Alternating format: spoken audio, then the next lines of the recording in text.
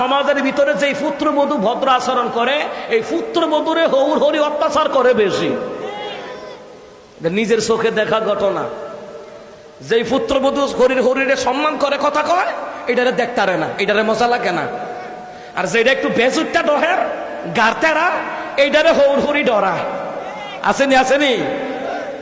মনে করছে করে বেহেস্ত গিয়ে হুইতালে বা নামাজ পড়িয়া তেল মাঝে সাইরা দিব, ফিডার ঠেলা গাদির লোকে গদিও রাখতো না ফেরেশতারা। কি কথা কয় না দি? যে পুত্রবধূ নামাজ পড়ে হৌর হরিরে শ্রদ্ধা করে কথা কয়, এটার দাম হইতো নাই সংসারও, এটার দাম হই নাই। যেটা বাচ্চার সিটার মিশা কথা কইতারে হৌর হরি এইটারে ডরায়, এটারে কদর করে। আসেনি এমন?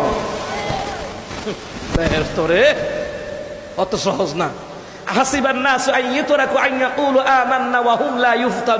আল্লাহ কয় ঈমান আনছো বলে আমি ছাইরা দেব না, পরীক্ষা করবো, পরীক্ষা করবো, পরীক্ষা করে দেখবো তুমি জান্নাতের উপযুক্ত কিনা। কোম্পানিতে মানুষে ইন্টারভিউ দেয়, কেন দেয়? কোম্পানির মালিকটা ইন্টারভিউ নেয়, এই চাকরির উপযুক্ত কিনা ইন্টারভিউ এই জন্য নেয়। কথা কোন ঠিক কিনা? আল্লাহ কয় জান্নাতে যাওয়ার উপযুক্ত কিনা ইন্টারভিউ নেওয়াইয়া, পরীক্ষা নেওয়াইয়া, এরপরে কথা কার? কথা কন, কথা কার? এই জন্য যারা মা বাপ আছেন, হৌর হরি আছেন, সাবধান। মেয়ের হৌর বাইতে লুক আইলে, আরে বাপরে, বিয়াইন্ডে কলজা দেখাওয়াইব, খাসি দেখাওয়াইব না, গুস্ত দেখাওয়াইব না, দেশি মুরগ দেখাওয়াইব, কিট দেখাওয়াইব, দিশা করতারে না।